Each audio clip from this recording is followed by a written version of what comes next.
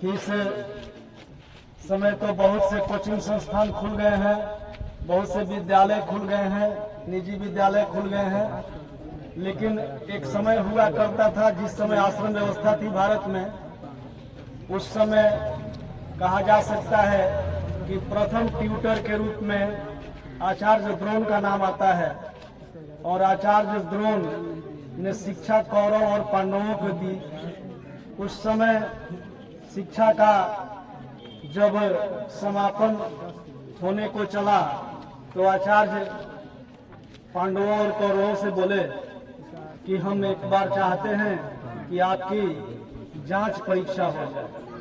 कौरव और पांडव दोनों पक्ष को ले गए एक पेड़ के पास।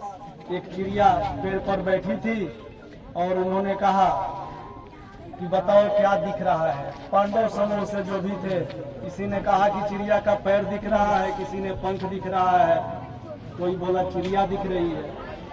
लेकिन जब बारी आई अर्जुन की तो उसने कहा कि गुरुदेव मुझे सिर्फ और सिर्फ चिड़िया की आंख दिख रही है।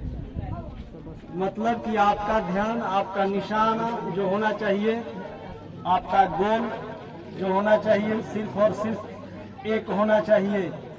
अगर चारों तरफ निशाना रहे तो निशानेबाज चूक जाता है। आप एक अर्जुन की भांति अपने आप को शिक्षा के क्षेत्र में लेकर चलें। आप एक गोल स्थापित करें, एक गोल चुनें और तब पढ़ाई को आगे बढ़ावें। आपको क्या बनना है, गोल का मतलब कि क्या बनना है जीवन में। पढ़ते तो सभी हैं, कोई नौकरी पाता है, कोई बिजनेस करता है और कोई इसी में से शिक्षक भी बनता है और कोई रोड पर घूमता फिरता भी नजर आता है। तो जरूरी है कि आप लक्ष्य निर्धारित करें। हमारे पढ़ाई का लक्ष्य क्या होना चाहिए, निश्चित रूप से निर्धारित करें। और आप कितना भी पढ़ें, व्यवहारिक ज्ञान अगर आपके पास नहीं है तो आप समाज में अपने आप को प्रतिस्थापित नहीं कर पाएंगे। इसलिए निश्चित रूप से अपने माता पिता का आदर करें। जो शिक्षक आपको पढ़ा रहे हैं उनका आदर करें। जो भी आपसे सीनियर हैं, श्रेष्ठ हैं, उनको आदर देना प्रारंभ करें। फिर आपकी पढ़ाई जो है निश्चित रूप से उनके आशीर्वाद की वजह से भी आगे बढ़ेगी। आशीर्वाद भी बहुत आवश्यक होता है बड़े लोगों का, और आप जीवन में जो है निश्चित रूप से आगे जा सकते हैं। यूं ही आप जहां भी कंटेस्ट हो, प्रतिभागी के तौर पर भाग लीजिए। आपकी पढ़ाई में जो बबलू सर का योगदान हो रहा है, आप लोगों का भी भाग लेना एक योगदान ही है, क्योंकि आप लोग रुचि रखते हैं।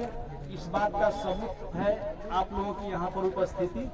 इसलिए आप लोग जहाँ भी इस तरह की प्रतियोगिता हो, प्रतिभागी के तौर पर शामिल होना सुनिश्चित करें। आज के समय में जो पढ़ाई की व्यवस्था है बिहार में, आप लोग देख रहे हैं, जब से बिहार सरकार के अपर मुख्य सचिव के पाठक आए हैं, तब से विद्यालय में शिक्षकों के प्रति देखने को मिल रहा है समय पर आना जाना और रुचि के साथ पढ़ाना, ये कार्य शामिल हुआ है। और बच्चे की उपस्थिति जो है वास्तविक तौर पर विद्यालय में देखने को मिल रही है। और अभी जो बिहार विद्यालय परीक्षा समिति के द्वारा परीक्षा का आयोजन किया जाएगा 2024 में, ऐसा प्रतीत होता है कि पूर्व विभाग की काफी कड़ाई होगी। इसलिए जो भी आप लोग तैयारी कर रहे हैं, लगन श्रद्धा से तैयारी कीजिए। मनमानी किसी प्रकार की मत कीजिए। भविष्य में मनमानी का कहीं कोई स्थान नहीं रह जाएगा। पढ़ाई में मन लगाइए। जय हिंद, जय भारत।